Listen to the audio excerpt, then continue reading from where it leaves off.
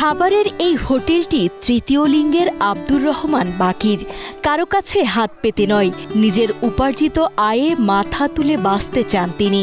তৃতীয় লিঙ্গের অধিকাংশ মানুষ যখন চাঁদা বা তোলা তুলে জীবিকা নির্বাহ করেন, তখন বাকি বেছে নিয়েছেন হালাল উপার্জনের এই পথ। তার এই হোটেলে এখন প্রতিদিন খেতে আসেন ভিক্ষুক থেকে শুরু করে বিসিএস ক্যাডার পর্যন্ত সবাই।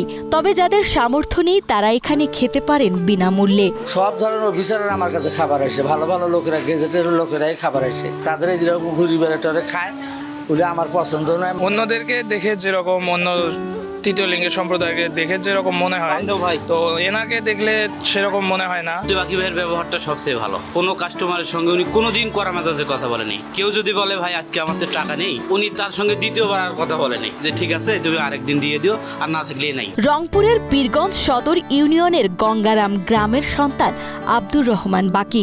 ছোটবেলা থেকেই সমাজের নানা অবহেলা ও কটূক্তি সহ্য করে বড় হয়েছেন তিনি। কিন্তু কারো কাছে হাত পাতা বা চাঁদা তোলাকে তিনি সবসময় ঘৃণা করতেন। তাই নিজের পায়ে দাঁড়াতে রংপুর শহরের একটি সরকারি স্টাফ কোয়ার্টারে রান্নার কাজ শুরু করেন। দীর্ঘ এক যুগ সেখানে হাড়ভাঙা খাটুনি করে তিনি শেখেন রান্নার নানা কৌশল। বাড়িতে শিখছি, মার সাথে রান্না বান্না যখন দেখি তখন হাতে শিখছি, আমরা বলে পারি। ভালো কর্ম করি, খাই ছোটবেলা থেকে। এরপর নিজেই কিছু করার তাগিদে পীরগঞ্জ কলেজ রোডে একটি ছোট্ট টিন শেড ঘরে চালু করেন বাকি মামার হোটেল।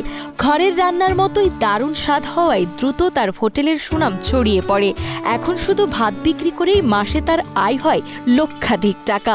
পরিশ্রম করে বাকি শুধু নিজের ভাগ্যই বদলাননি, কর্মসংস্থান তৈরি করেছেন আরো 5 থেকে 6 জন মানুষের, যাদের সংসার চলে এই হোটেলেই কাজ করে। প্রথমে টিনের বেড়া দিয়ে করছিলাম আমি। টিনের বেড়া থেকে চৌকি, এখন টুল টেবিল ছিল, তাকে থেকে করিয়ে এত কিছু করছি আমি। আগে সামান্য একটা টিনের ছাপড়া ছিল, ওই ছাপড়া থেকে আস্তে আস্তে উঠিয়ে আসছে। এই ব্যবসাতে উনি কয়েকজন লোকের কর্মসংস্থানের সুযোগ সৃষ্টি করেছেন। সমাজের অবহেলাকে পেছনে ফেলে বাকি আজ আত্মনির্ভরতার এক অনন্য প্রতীক। তিনি চোখে আঙুল দিয়ে দেখিয়ে দিয়েছেন মানুষের আসল শক্তি তার লিঙ্গ পরিচয়ে নয়, বরং তার কর্মে। তার হোটেলে আসা কোনো ক্ষুধার্ত মানুষ কখনো খালি পেটে ফিরে যান না। পকেটে টাকা না থাকলেও তারা খান তৃপ্তি সহকারে। সেই সাথে তার হাতের জাদুতে মুগ্ধ হন সবাই। খাবারের মান নিঃসন্দেহে ভালো। আমি দীর্ঘ 10 বছর ধরে এখানে খেয়ে আসছি।